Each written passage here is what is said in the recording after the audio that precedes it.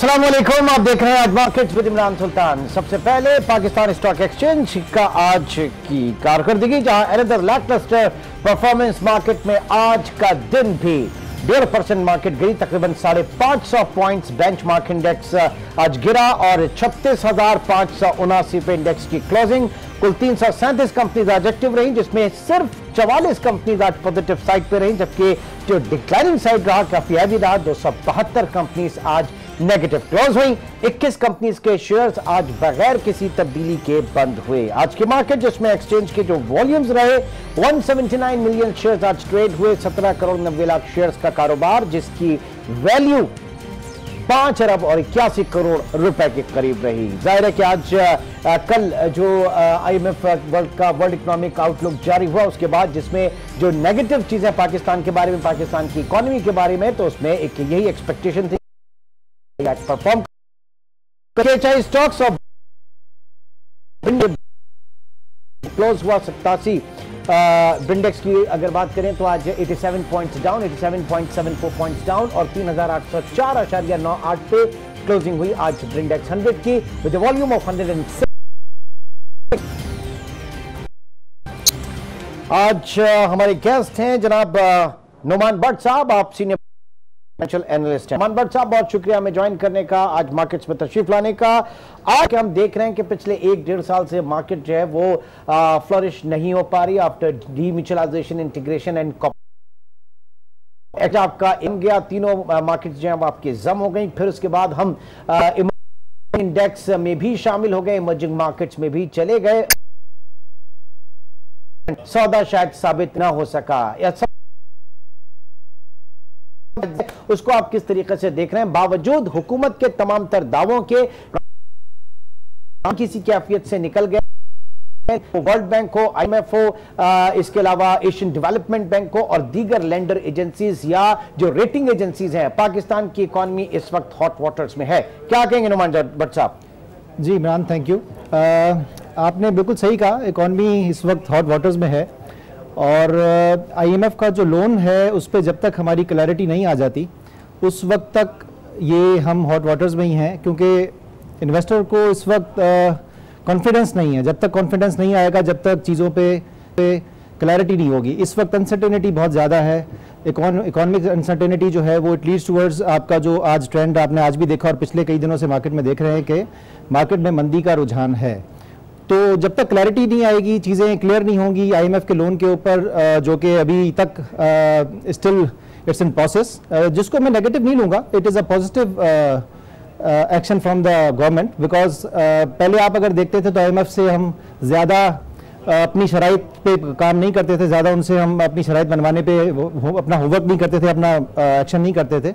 इस गवर्नमेंट ने थोड़ा सा इसमें अपना इंटरेस्ट दिखाया और अब आप देखें 7-8-9 महीने से तकरीबन गवर्नमेंट कंटिन्यूसली डिस्कशन में है IMF के साथ और डिफरेंट सेशंस हो चुके हैं, बातचीत चल रही है और हम कोशिश कर रहे हैं कि हम अच्छी बुनियादों पे और हमारे लिए जो दो चीजें आपने कहा कि हम अपनी कंडीशंस पर करेंगे, ये हमें थोड़ा सा रूम होगा। जानना चाहूंगा कैसे आप ये कह सकते हैं, क्योंकि आप अगर जब ये कहते हैं कि आप मुज़ाकरात में हैं पिछले 7-8 महीनों से, तो पिछले 7-8 महीनों में आप डॉलर रुपये पैरिटी को उठा के देखिए तो 5 आज 145-46 के ऊपर आ गया। इंटरेस्ट रेट पिछले साल जो 3% के ऊपर हुआ करते थे जनवरी में, वो आज 11% के ऊपर आपका इंटरेस्ट रेट है, डबल डिजिट में वो दाखिल हो चुका है। आपका इन्फ्लेशन इंटरेस्ट रेट की मैं बात कर रहा रेट जो 3-3.5% था, वो आज वो भी ऑलमोस्ट डबल डिजिट में दाखिल हो रहा है। तो हर चीज तो हम वो कर रहे हैं जो IMF के प्रोग्राम को सूट करती है, तो फिर कहां से हम ये कह सकते हैं कि हम अपने मर्जी पे जाके उनसे प्रोग्राम करेंगे? जी इमरान, इसमें दो चीज़ें हैं। देखें, अगर हम इमीडिएटली जैसी गवर्नमेंट आई थी, अगर उसी वक्त वो तमाम शराइत मान लेती और लोन पे एग्री कर जाती जो भी उनकी शराइत थी, तो उस वक्त लोन लिया जा सकता था। मगर गवर्नमेंट ने थोड़ा सा स्टे किया और कॉगेंटली चीज़ों को मॉनिटर करते हुए पहले UAE गए और सऊदी अरब से बातचीत की और वहाँ से कुछ आपको रिलीफ मिला। चाइना भी गए जहाँ से कोई मॉनिटरी रिलीफ इतना कोई खातिर ख्वाह नहीं मिला, लेकिन बहरहाल आपको एक उसकी सपोर्ट अपनी जगह मौजूद है।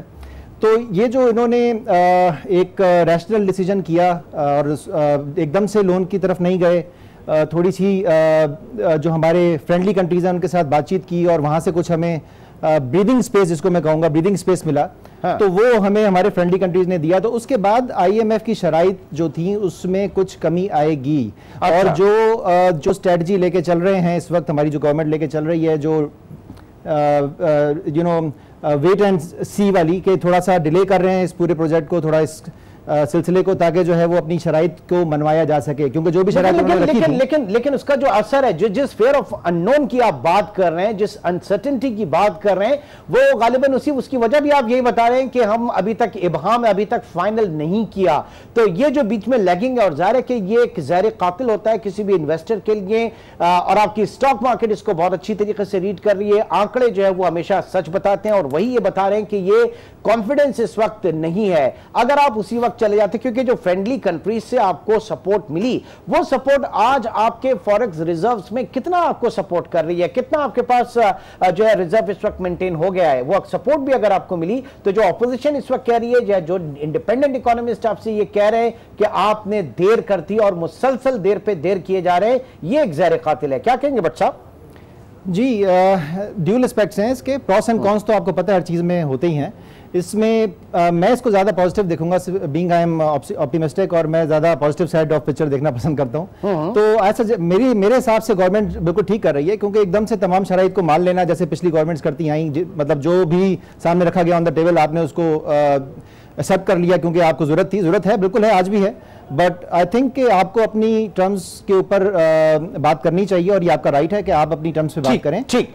अच्छा, अब ये फरमाइएगा, ऑयल प्राइसेस, जाहिर है कि ऑयल प्राइसेस एक बिग अलार्मिंग कॉल, अनदर एक, क्योंकि हम इस वक्त देख रहे हैं कि $70 पर बैरल के ऊपर आ चुकी है, और कुछ रिपोर्ट्स इस वक्त आ रही हैं कि $73 पर बैरल की तरफ भी जा सकती है। कितना हर्ट होगा ये हमारी इकॉनमी के लिए, क्योंकि जाहिर है कि हमारा एनर्जी मिक्स अभी तक हमें सपोर्ट नहीं करता। हमारा ऑयल बिल जो है वो मोर देन 50% वो डिपेंडेंट है इंपोर्टेड ऑयल के ऊपर। तो ये कितनी बड़ी एक कॉल होगी हमारे लिए?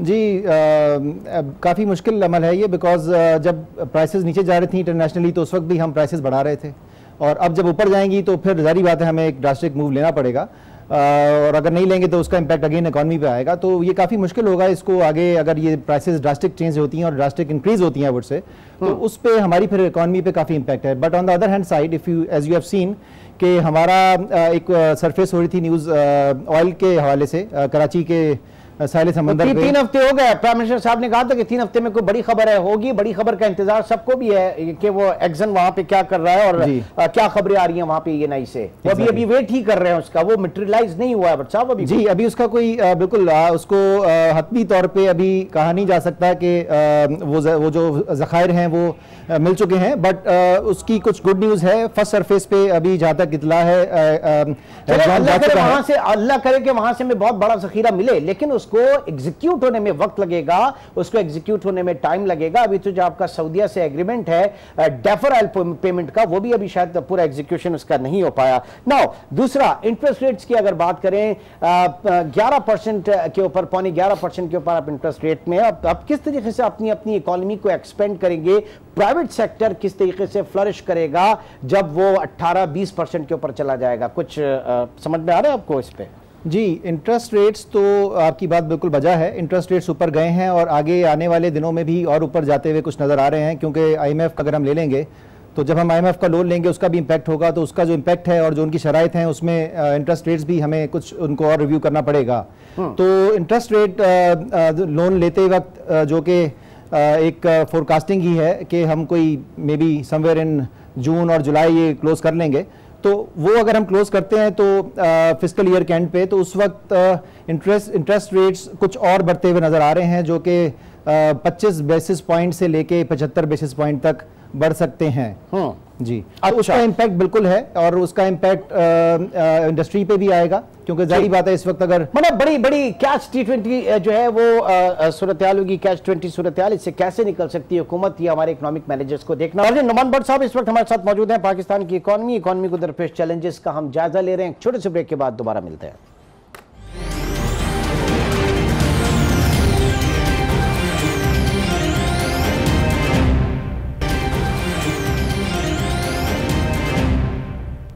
Welcome back. नॉर्थ इस वक्त प्रोग्राम में हमारे साथ मौजूद नुमान भट्ट साहब, आप सीनियर बैंकर और फाइनेंशियल एनालिस्ट हैं। भट्ट साहब, ऑयल प्राइसेस की हम बात कर रहे हैं। हमेशा से एक ब्लेसिंग इन डिस्गाइज हमारे यहाँ ये रही कि तो जो भी पॉलिटिकल पार्टीज हैं जब वो आती है उनको एक बॉटम भी मिलता है और उनको एक टॉप भी मिलता है ऑयल प्राइसेस के। लाइक पीपल्स पार्टी की बात करें, नून लीग की बात करें तो उनको नीचे एक को $23 पर बैरल मिला, एक को $33 पर बैरल मिला और ऊपर $140 पर बैरल तक भी ऑयल प्राइसेस गई। अभी हम मिड में हैं। ये फरमाइएगा, दुनिया भर में जो है हेजिंग होती है, हेजिंग टूल को यूज किया जाता है। बहुत से लोगों ने नीचे जाके जो है वो इन फ्यूचर कॉन्ट्रैक्ट्स में बाइंग की होगी। पाकिस्तान में ऐसा कोई आप नहीं समझते कि हमारे यहाँ एक्सपर्टीज नहीं है, हमारे यहाँ ये प्रोडक्ट्स नहीं है, हम सरकारी तौर पे ऑयल की प्राइसेस को हेज नहीं कर सकते? कुछ ना कुछ तो करना चाहिए। लोग तो अपने फिजिकल जो है वो रिजर्व्स बना के रखते हैं, हम कुछ नहीं करते। जी इमरान, बिल्कुल फिजिकल रिजर्व्स होने चाहिए और इस पे काम होना भी चाहिए, लेकिन एज यू नो कि हमारे पास इस वक्त इतना एक्स्ट्रा रिजर्व मौजूद नहीं होता है, चाहे आप ऑयल का कह लें, चाहे आप इन टर्म्स ऑफ मनी कह लें, कि हम खरीद सकें और उसको रिजर्व कर सकें। तो चूंकि अभी तो हम यही लड़ रहे हैं कि हम अभी IMF से लोन ले लें और हमारे जो इकॉनमी के हालात हैं उसको बेहतर कर लें, तो हम अभी रिजर्व्स पे तो काम नहीं कर सकते। अभी तो हमें बाय ही करना पड़ेगा इंटरनेशनल मार्केट से। ठीक है। अच्छा, अब क्या बेहतर सूरत हाल बेहतर किस तरीके से हो सकती है? पूरी मजमूई इकॉनमी जो इस वक्त बहुत इसके ऊपर जो है तहफ़्फ़ुज़ात का इजहार किया जा रहा है, स्लोली एंड ग्रेजुअली किस तरीके से हम क्या प्रायोरिटीज होना चाहिए हमारी? देखें, if you ask me, even ये जो IMF का लोन है, this will be a window dressing. बिल्कुल ऐसे ही है जैसे कोई शख्स बीमार हो जाए और उसकी बीमारी की तशखीस ना करें और आप सिर्फ उसको एक बुखार की गोली दे दें, तो बुखार की गोली से शायद वो एक दिन के लिए ठीक तो हो जाएगा, लेकिन उसकी बीमारी नहीं जाएगी।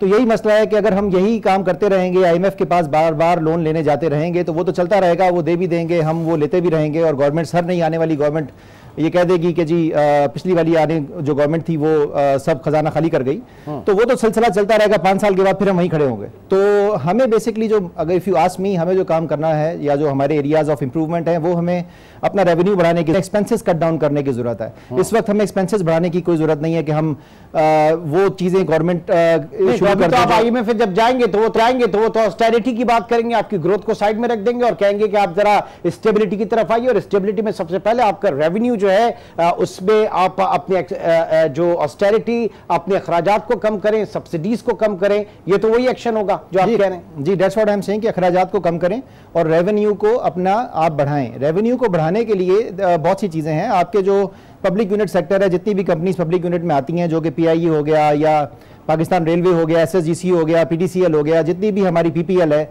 जितनी भी हमारी पब्लिक सेक्टर ऑर्गेनाइजेशंस हैं, उनको रेवेन्यू की तरफ, उनको जो प्रॉफिट मेकिंग ऑर्गेनाइजेशंस हैं इस वक्त, उनको हमें प्रॉफिटेबिलिटी की तरफ लाना होगा और उनके रेवेन्यूज को इंक्रीज करना होगा, ताकि ओवरऑल एक पुश मिल सके इकॉनमी को, और ये सारे जो सिक यूनिट्स हैं वो परफॉर्मेंस दें और उससे हमें एक रेवेन्यू जनरेशन की एक इनकम लाइन मिलनी शुरू हो जाए।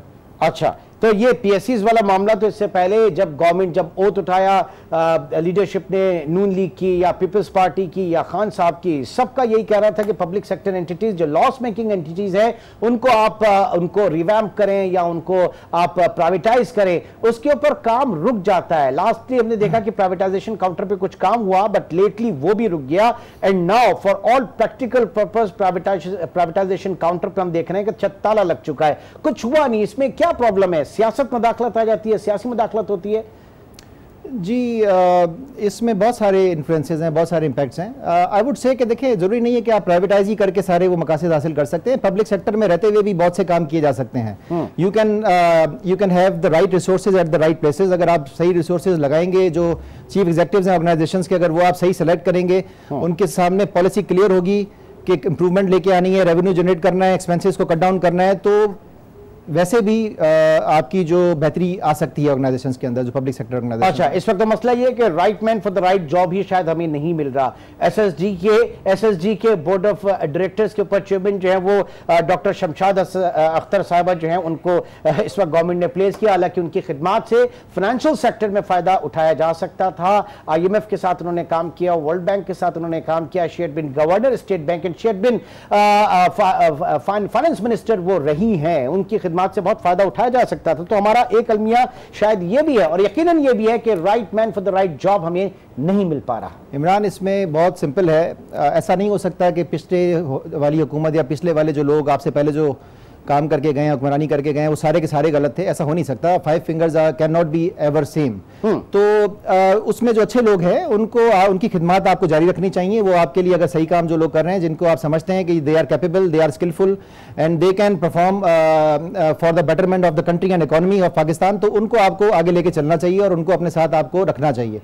अलबत्ता वो लोग जिन पे आपको कॉन्फिडेंस नहीं है या आप समझते हैं कि उनसे बेहतर लोग मौजूद हैं सिस्टम के अंदर, तो बिल्कुल आपके पास गुंजाइश है कि आप उन लोगों को रिप्लेस करें और उन लोगों को लगाएं जो आपको बेहतर से बेहतर परफॉर्मेंस दे सकते हैं, क्योंकि we have no time to do the experiments any more. ठीक है, हमारे पास इतना वक्त अब नहीं है कि हम मजीद तजुर्बात करें इस मुल्क पे, इस मुल्क की मईशत, उसको हम तख्ता मश्क बनाएं। इस वक्त चार्टर की जरूरत है और सारी पॉलिटिकल पार्टीज जो हैं वो एक लाइन सेट करें कि हम कुछ भी हो जाए, कोई भी सियासी जमात हो, हमारा जो इकोनॉमिक विजन है वो एक यही रहना चाहिए। बहुत बहुत शुक्रिया नुमान भट्ट साहब, इस वक्त हमारे साथ प्रोग्राम में मौजूद थे। नाज़रीन, आज की मार्केट, आज का प्रोग्राम यहीं पर इख्तिताम हुआ। इंशाल्लाह आपसे कल मुलाकात होगी। अपना बहुत ख्याल रखिएगा। अल्लाह हाफ़िज़।